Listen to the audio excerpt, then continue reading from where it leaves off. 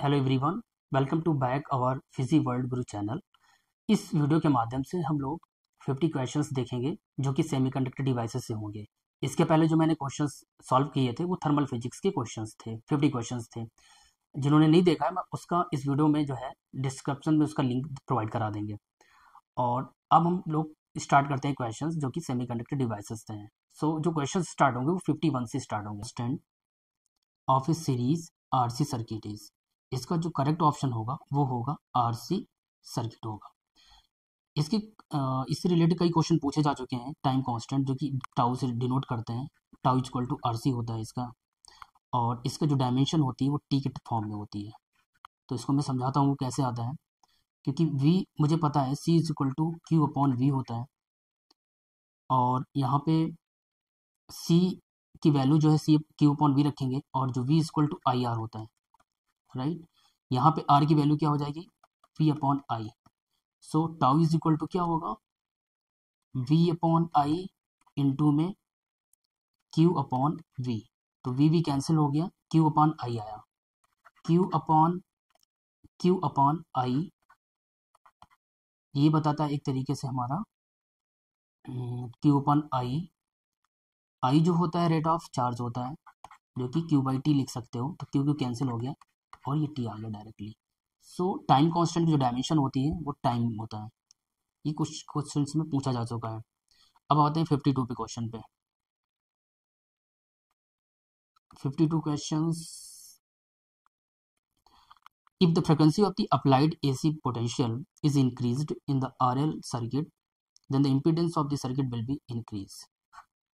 इसका correct answer होगा increase होगा, क्योंकि जो अगर फ्रिक्वेंसी जो है एसी पोटेंशियल में इंक्रीज हो रही है, तो जो इम्पिडेंस का रिजल्ट आता है जेड इज इक्वल टू वो आता है हमारा आर स्क्वायर प्लस एक्सएल का स्क्वायर। और जो कैपेसिटिव जो इंडक्टिव रिएक्टेंस होता है वो होता है ओमेगा एल।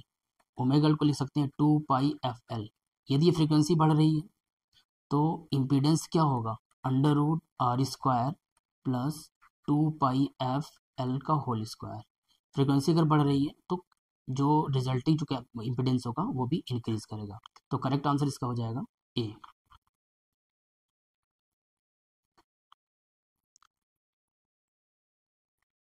अब आते हैं 53 क्वेश्चन पे। Real power consumption in a circuit is least when it's content, इसका करेक्ट ऑप्शन होगा low R and high L value. क्योंकि जो पावर मैक्सिमम पावर जो होता है वो होता है V R M S into I R M S root mean square value, और ये कॉस फाई जो है हमारा एक पावर फैक्टर होता है, जो कि इसकी वैल्यू जो होती है आर अपॉन में under root R square plus ये हो जाएगा आपका एक्सएल का होल स्क्वायर। तो आर जितना मिनिमम होगा, जितना लो होगा, और क्या जो इंडक्टिव रिएक्टेंस की वैल्यू जितनी ज़्यादा होगी उतना जो कॉस फाई ज़्यादा होगा। यदि कॉस फाई ज़्यादा होगा तो जो पावर जो कंजप्शन होगा वो क्या होगा, रियल पावर कंजप्शन जो है ज़्यादा होगा when low is R is low and high L. The superposition theorem is applicable to voltage and the current. Correct option जो इसका हो जाएगा सी होगा। Come to the next.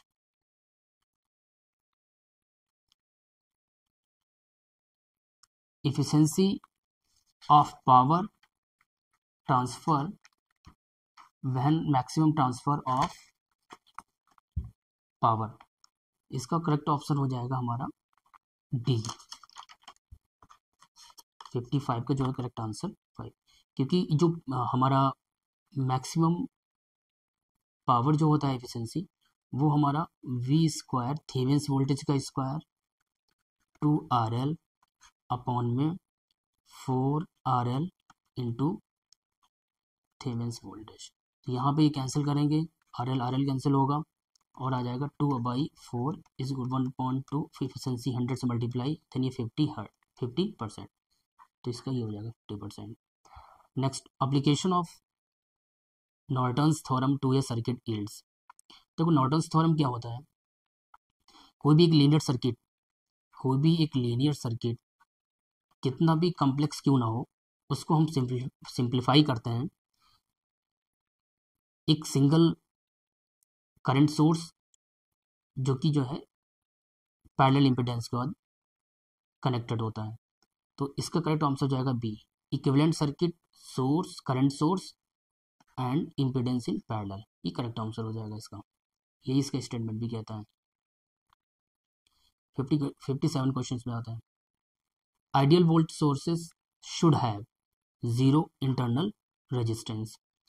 इसका मतलब ये हुआ कि अगर हमारे पास आइडियल वोल्ट सोर्स है, इसका मतलब it does not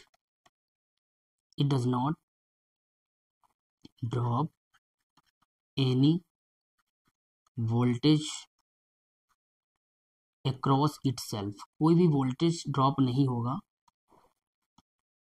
across the ideal volt source, तो इंटरनल रेजिस्टेंस क्या होगा, जीरो होगा। 58 क्वेश्चन क्या कहता है, reciprocity theorem leads to define the following.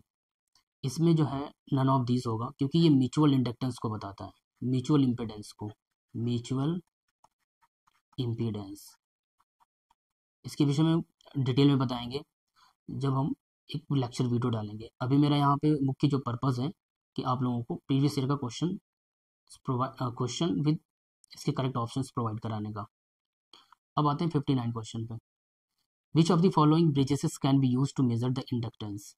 यहाँ पे जो है मैक्सिमल, जो हमारा मैक्सिमल ब्रिज है वो यूज करते हैं हम लोग इंडक्टेंस केस में, inductance. Question number 60, which is more suitable to measure the perfect capacitor.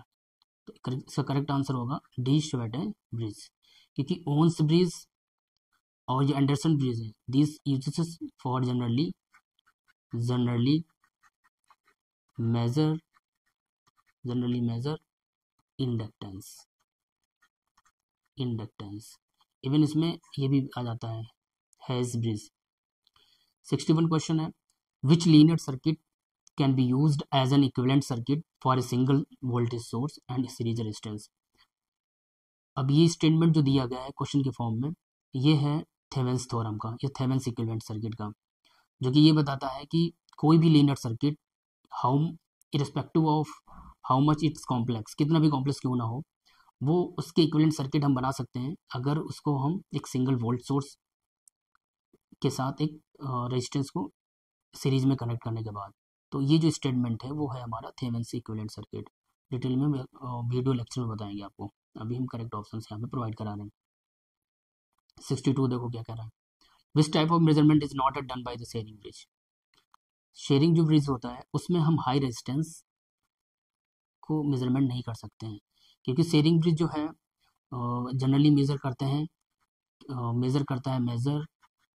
Major capacitance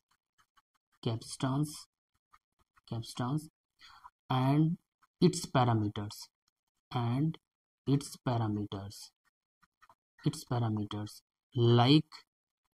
like permittivity and dielectric loss।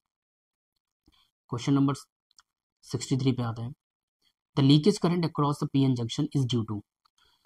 जो लीकेज करंट होती है पीएन जंक्शन डायोड में, वो माइनॉरिटी चार्ज कैरियर की वजह से होती है, माइनॉरिटी कैरियर्स।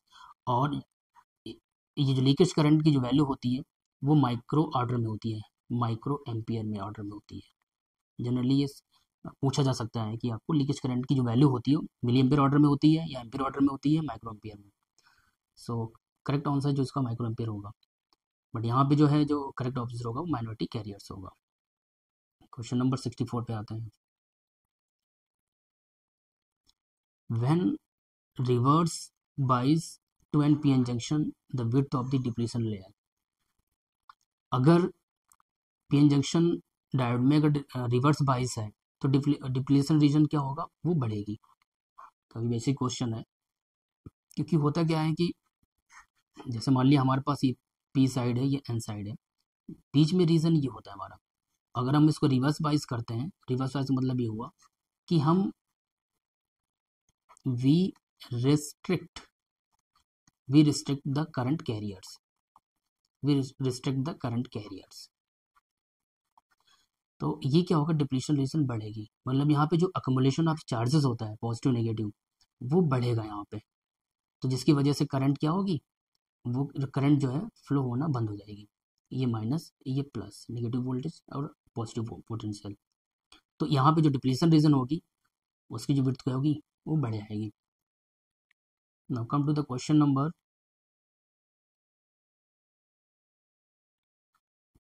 65। क्वेश्चन ये है कि in breakdown region a zener diode behaves like a source. देखो ये जेनर डायोड जो भी एक पीएन जंक्शन डायोड होता है और जो कि हैवली डोप्ड होता है, हैवली डोप्ड होता है, ठीक है, हैवली डोप्ड होता है, और ये generally it operates it operates it operates reverse breakdown voltage, reverse breakdown voltage, क्योंकि जब हम कैरेक्टरिस्टिक कर्व खींचते हैं I versus V V forward I forward, यहाँ पे आई रिवर्स और वी रिवर्स, तो इसका जो कैरेक्टरिस्टिक कर्व जाता है वो इस तरीके से आता है। यहाँ पे ब्रेकडाउन वोल्टेज होता है जिसको हम नी वोल्टेज भी बोलते हैं। तो ये क्या करता है, कांस्टेंट वोल्टेज सोर्स प्रोवाइड करता है, it provides a constant voltage. इसको जेनर डायोड को एज ए रेगुलेटर के रूप में भी यूज करते हैं। तो ये यहाँ पे फैक्चुअल वैल्यू है, the ripple factor of A half wave rectifier is, half wave rectifier जो रिपल फैक्टर वैल्यू होती है हाफ वेव रेक्टिफायर की वो होती है 1.21। अब देखो जेनर डायोड पे नेक्स्ट क्वेश्चन पूछा गया है,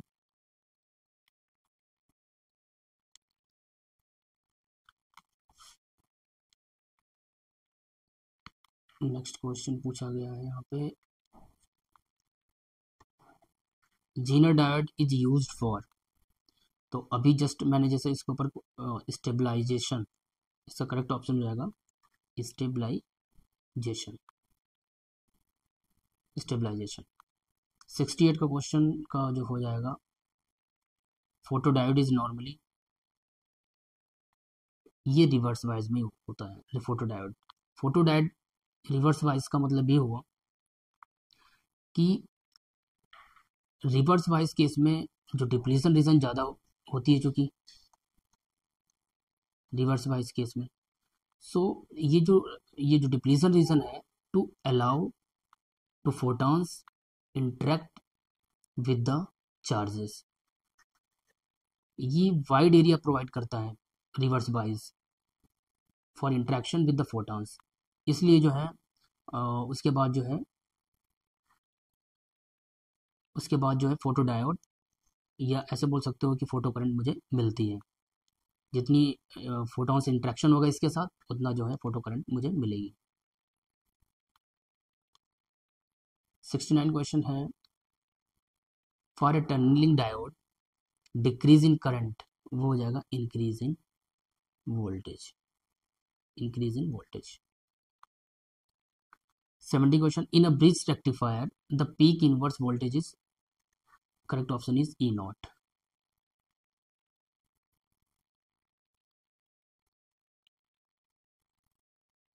इन power supply circuit filter circuit is used to remove ripples in the output। Ripples एक तरीके से अनडिजायर्ड एसी कंपोनेंट्स होते हैं जो कि पावर सप्लाई सर्किट्स में जो फिल्टर का यूज़ करते हैं, फिल्टर का यही काम होता है कि जो भी अनडिजायर्ड एसी कंपोनेंट्स है उसको रिमूव करना। 72 क्वेश्चन है, the efficiency of LED for generating light is directly proportional. देखो जो भी लाइट एमिटिंग डायोड्स होते हैं उसकी जो इफिशिएंसी होती है वो डिपेंड करती है डायरेक्टली कि करंट कितना इंजेक्ट हुआ है। करंट इंजेक्टेड का मतलब ये हुआ कि जो रिकॉम्बिनेशन है,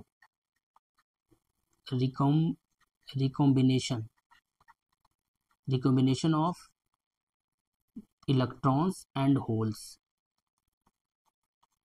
ये ज़्यादा मैटर करता है in order to increase the efficiency of LED. तो जितना रिकॉम्बिनेशन होगा करंट उतनी ज़्यादा फ्लो करेगी, तो ये डायरेक्टली जो है प्रोपोर्शनल होगा करंट इंजेक्टेड के। Now question number 73, if the doping level of a crystal diode is increased the breakdown voltage। Crystal diode में जितना हैवली डोप्ड होगा उतना ही ब्रेकडाउन वोल्टेज डिक्रीज करेगा, is decreased। the correct option will be B। 74, a semiconductor has a temperature coefficient of resistance। Semiconductor case में temperature जो coefficient होता है resistance की वैल्यू वो ऑलवेज नेगेटिव होती है, इसका ग्राफ कुछ ई हो जाता है, और मेटल केस में ये हमेशा इंक्रीज करता है। तो ये वाला जो ग्राफ है वो सेमीकंडक्टर के लिए है, सेमीकंडक्टर के लिए, क्योंकि रेजिस्टिविटी कम होती है जैसे ही आप टेम्परेचर बढ़ाते हो और कंडक्टिविटी इंक्रीज होती है। जस्ट अपोजिट जो है मेटल्स में होता है। मेटल्स केस में जो है टेम्परेचर कोफिशिएंट जो है of resistance will be positive, जिसकी वजह से रेजिस्टिविटी बढ़ जाती है और कंडक्टिविटी घट जाती है। 75 क्वेश्चन ये है कि maximum efficiency of a full wave bridge rectifier is 81.2%। correct option is 81.2%। now come to the question 76, the common emitter transistor configuration is most often used because of a high power gain होता है।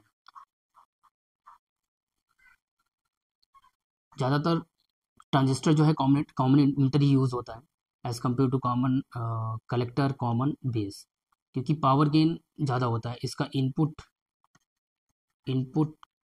Current gain voltage gain भी ज़्यादा होता है, इसका voltage gain, जिसकी वजह से रिजल्टिंग जो है power gain also increase in case of the common emitter. और कॉमन इमिटर में जो फेज शिफ्ट होता है वो 180 का होता है, इनपुट एंड आउटपुट सिग्नल में 180 मतलब आउट ऑफ फेज होता है as compare to common collector, common base. अब आता है question number 77, for a transistor beta की वैल्यू दी गई है, बीटा की वैल्यू है 40 और बीटा जो होता है forward current gain in common base, तो IC अपॉन IB होता है। यहाँ से हम लोग IC निकाल सकते हैं, IC 40 इंटू IB की वैल्यू दी गई जो कि है 25 माइक्रो एम्पियर, तो ये आ जाएगा अल्टीमेटली 25 इंटू 4 1000 माइक्रो एम्पियर, इसका मतलब ये हो जाएगा 1 मिली एम्पियर। अब पूछा गया आपसे क्या है, इसमें इमिटर करंट पूछी गई, तो मेरे पास रिलेशन होता है I is equal to IB plus IC। तो IB जो कि दिया हुआ है 25 माइक्रो एम्पियर, इसको कन्वर्ट करेंगे so it will be 0.025 milli ampere plus base current के अभी कलेक्टर करंट कितना निकाला 1 मिली एम्पियर, तो ये अल्टीमेटली आ जाएगा हाउ मच 1.025 मिली एम्पियर। तो ये वैल्यू होगी हमारी इमिटर करंट की, और जो कि करेक्ट ऑप्शन सी हो जाएगा। 78 क्वेश्चन क्या है, 78 the value of a total collector current is in common base, ये हो जाएगा हमारा C, IC plus IC is equal to alpha plus I plus IC। ये जो होता है लीकेज करंट होता है, लीकेज करंट। तो कलेक्टर करंट क्या होता है, सम होता है एमिटर प्लस लीकेज करंट का, ये होता है एम्प्लीफिकेशन फैक्टर। नाउ 79 क्वेश्चन क्या है, a load line is a graph between, जो लोड लाइन ग्राफ होता है इन अ ग्राफ बिटवीन, ये एक्चुअली कलेक्टर इमिटर वोल्टेज और कलेक्टर करंट के बीच एक इंटरसेक्टिंग लाइंस होती हैं। मैं आपको ग्राफ बता रहा हूँ, ये बेस करंट की कैरेक्टरिस्टिक कर्व्स है किसी भी ट्रांजिस्टर का जो है इस तरीके से, और ये जो लोड लाइन को रिप्रेजेंट ऐसे करते हैं। यहाँ पे ये जो IC की वैल्यू होती है वो होती है VCC अपॉन में RCE, कलेक्टर इमिटर रेजिस्टेंस। जो भी इंटरसेक्शन पॉइंट्स होते हैं AC और DC लोड लाइन के, इसको हम बोलते हैं क्यू पॉइंट। अभी एक नेक्स्ट क्वेश्चन मिलेगा जो कि इसी पे बेस्ड है, या क्वेशंट पॉइंट्स बोलते हैं, QUICENT, क्वेशंट पॉइंट्स, या ऑपरेटिंग पॉइंट भी बोलते हैं इनको, intersection of the AC and DC characteristic. तो ये जो ग्राफ होता है लोड लाइन, ये क्या होता है, हमारा VC और IC के बीच। तो इसका करेक्ट ऑप्शन जो होगा बी हो जाएगा। अब आते हैं हम लोग क्वेश्चन नंबर 80 पे। The point of intersection of A DC and AC load line represents. अभी मैंने जैसे बताया कि जो ऑपरेटिंग पॉइंट, जो भी करेक्टरिस्टिक कर्व्स और AC या DC जो है लोड लाइन का इंटरसेक्शन होता है, इंटरसेक्शन, वो हमारा क्यू पॉइंट्स बताता है, या ऑपरेटिंग पॉइंट जिन्हें बोलते हैं, Q1 Q2 QR, इस तरीके से।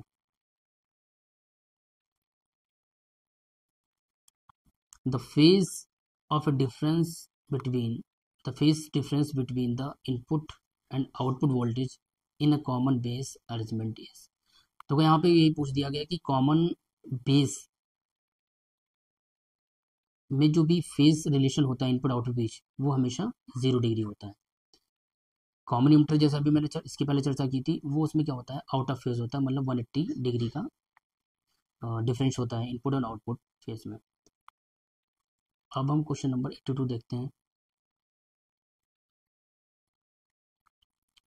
Collector base junction in a transistor is. Collector base junction transistor में हमेशा रिवर्स बायस में होता है। क्यों होता है? क्योंकि अगर हम एक करेक्टरिस्टिक देखें ट्रांजिस्टर केस में, तो ये मेरा जो रीजन रहता है, ये हमारा एक तरीके से सैचुरेशन रीजन रहता है। ये जो रीजन रहता है वो कट ऑफ रीजन रहता है, कट ऑफ रीजन रहता है।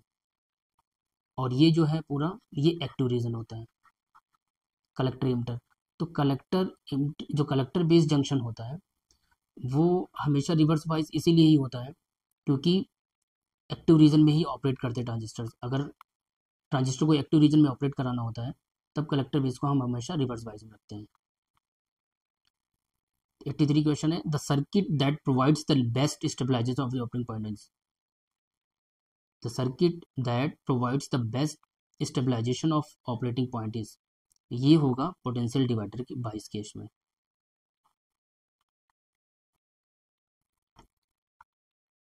अब आते हैं 84 क्वेश्चन पे। The transistor output characteristic curve consist. Transistor output characteristic curves consist, active region भी कंसिस्ट करता है, सैचुरेशन भी करता है, कट ऑफ रीजन भी करता है। तो इसका आंसर हो जाएगा डी। क्योंकि एक अभी जैसे मैंने जस्ट इसके पहले बताया, अगर हम कैरेक्टरिस्टिक कर्व्स देखते हैं इस तरीके से ट्रांजिस्टर, तो ये हमारा जो पार्ट होता है ये कट ऑफ रीजन हो जाएगा, ठीक है। कलेक्टर बेस बोल सकते हो आप इसे, और ये इधर हमारा कलेक्टर, ये हो जाएगा कलेक्टर करंट। ये जो है सैचुरेशन रीजन हो जाएगा, और ये बीच वाला पार्ट जो है ये एक्टिव रीजन हो जाएगा। तो ट्रांजिस्टर आउटपुट कैरेक्टरिस्टिक में तीनों चीज़ें मिलती हैं, एक्टिव रीजन मिलता है, सैचुरेशन रीजन मिलता है, कट ऑफ रीजन भी मिलता है। 85 question number, the gain of a cascade multi stage amplifier, ये होता है product of individual gain. Correct option, correct is product of individual gain. 86 question क्या कह रहा है, the gain of RC coupled amplifier. पहले जो है falls of a high as well as low frequencies, ये हो जाएगा 86। 87 क्वेश्चन है हमारा, output of a digital multimeter is, हमेशा जो है इलेक्ट्रिकल के फॉर्म में देता है, हमेशा इलेक्ट्रिकल डिजिटल। और ये इलेक्ट्रिकल मतलब मेजरमेंट वोल्टेज करता है, रेजिस्टेंस करता है। तो जो भी वैल्यू मिलती है मुझे वो इलेक्ट्रिकली मिलती है डिजिटल मल्टीमीटर के थ्रू। 88 में देखते हैं, the process of changing a weak signal without altering its shape into the strong one is known as. देखो एम्पलीफिकेशन केस में क्या होता है, एम्पलीफिकेशन का करेक्ट आंसर होगा, एम्पलीफिकेशन केस में जो वीक सिग्नल होता है, वीक सिग्नल को एम्पलीफाई करते हैं, जैसे रेडियोज में करते हैं, टीवीज में करते हैं, और without altering its shape, signal की फॉर्म में कोई चेंज नहीं होगा वीक सिग्नल में, फिर भी हम इसकी वॉइस को कह सकते हैं एम्पलीफाई कर सकते हैं। तो वो उसमें जो होता है वो एम्पलीफिकेशन ही होता है, एम्पलीफिकेशन। अब आते हैं क्वेश्चन नंबर हमारा 89।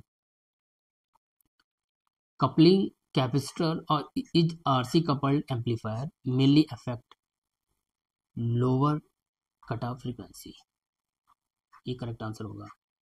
Now question number 90, if the full scale deflection current of a multimeter is 50 microampere, it's sensitivity is, तो इसे सॉल्व कर लेते हैं, देखते कितना आ रहा है।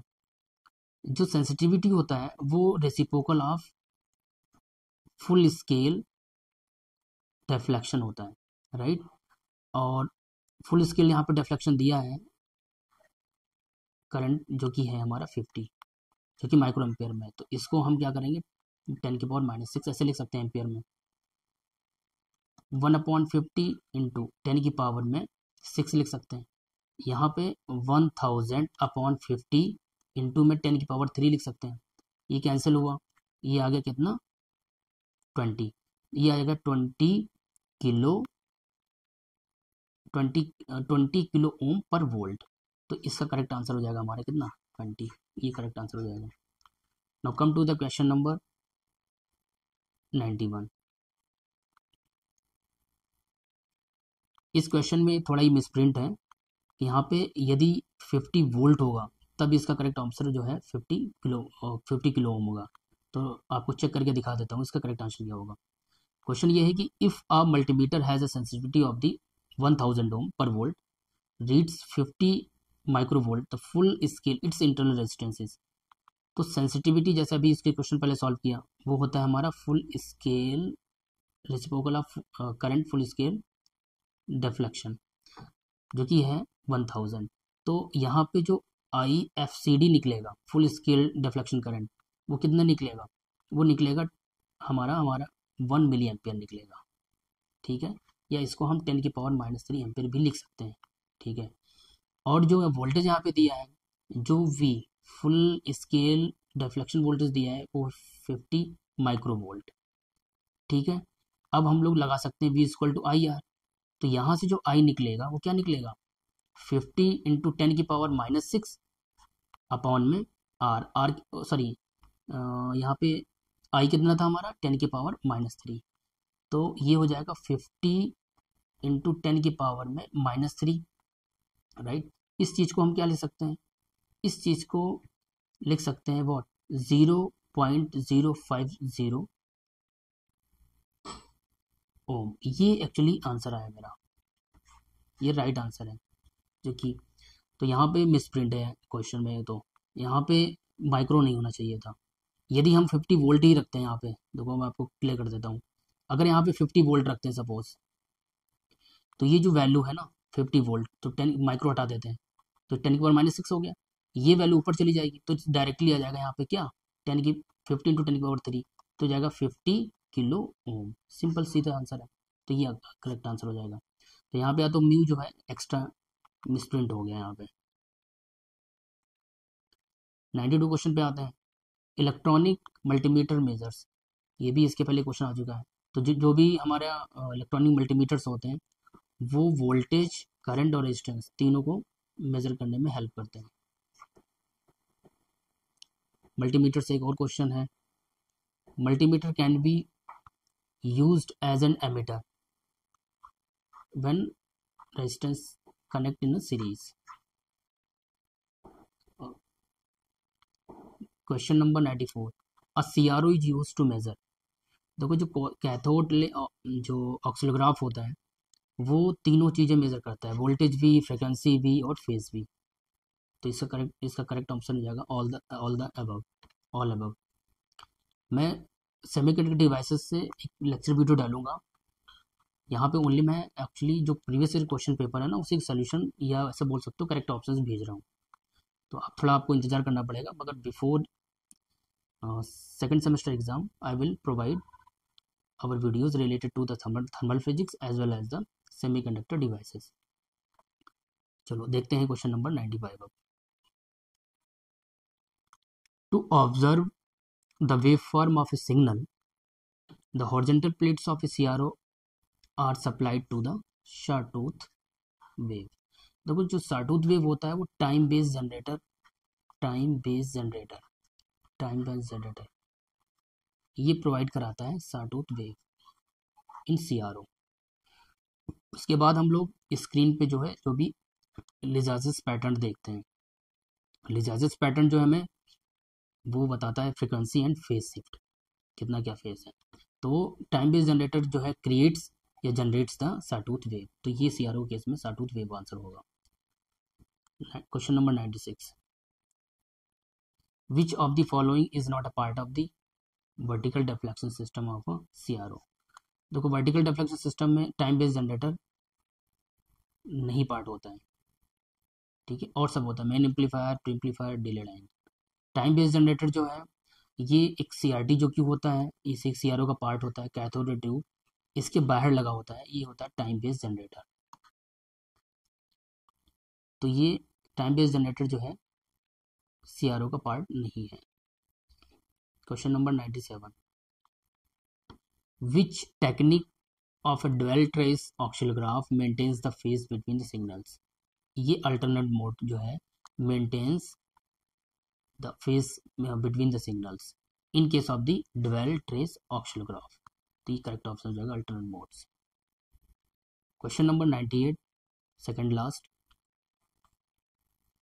अ Lissajous pattern are used to measure. देखो जो लिसासियस पैटर्न होता है जो भी CRO पे जो स्क्रीन पे दिखता है, राइट, इस तरीके से इलिप्स के फॉर्म में, सर्कल के फॉर्म में, ये मुझे फेज और फ्रीक्वेंसी के बारे में बताता है, फ्रीक्वेंसी एंड फेज शिफ्ट के बारे में। तो करेक्ट ऑप्शन हो जाएगा बी। 99 क्वेश्चन हमारा क्या है, what is the role of the focus section of a CRO। So ये कंट्रोल करता है शार्पनेस को, फोकस सेक्शन जो है कंट्रोल करता है शार्पनेस को। मैं CRO को एक सेपरेट वीडियो जरूर डालूंगा, इसके कंपोनेंट्स जो डिफरेंट कंपोनेंट्स होते हैं उनके जो वर्किंग क्या होती है, इसकी एप्लीकेशन क्या होती है, इसके विषय में एक डिटेल वीडियो जरूर डालूंगा। अब आते हैं लास्ट क्वेश्चन हमारा इस वीडियो का है, इन कैथोड रे ट्यूब, जैसे ये CRO का पार्ट होता है हमारा, what is use to produce the bright spots. जो ब्राइट स्पॉट्स दिखता है मुझे स्क्रीन पे CRO के, वो when struck by high velocity electron beam, तो वो जो ब्राइट स्पॉट दिखता है वो एक्चुअली फॉस्फर कोटेड स्क्रीन होती है जिसके ऊपर मुझे ब्राइट स्पॉट्स दिखता है, ठीक है। जब भी इंसिडेंट होती है वेलोसिटी जो है हाई वेलोसिटी इलेक्ट्रॉन बीम जब इंसिडेंट होती है फॉस्फर कोटेड स्क्रीन पे तो मुझे ब्राइट स्पॉट दिखता है। तो इस तरीके से हमने जो है 50 क्वेश्चंस जो है सेमीकंडक्टर डिवाइसेस से रिलेटेड थे, मैंने यहाँ पे आपका उसके करेक्ट ऑप्शंस प्रोवाइड करा दिए हैं। अगला जो वीडियो मेरा होगा वो मे बी जो है थर्मल फिजिक्स के एक लेक्चर वीडियो होगा, या अगले जो क्वेश्चंस कुछ आपके जो है फिजिक्स के ही होंगे, वो टॉपिक अलग हो सकता है, या हो सकता है 4th semester Mahatma Jyotiba Phule रॉयल्टन university के जो पेपर है उसका मैं सॉल्यूशन प्रोवाइड करूँ। उसका भी वही चीज़ है कि 100 क्वेश्चंस पूछे जाते हैं। तो मिलते हैं नेक्स्ट वीडियो में।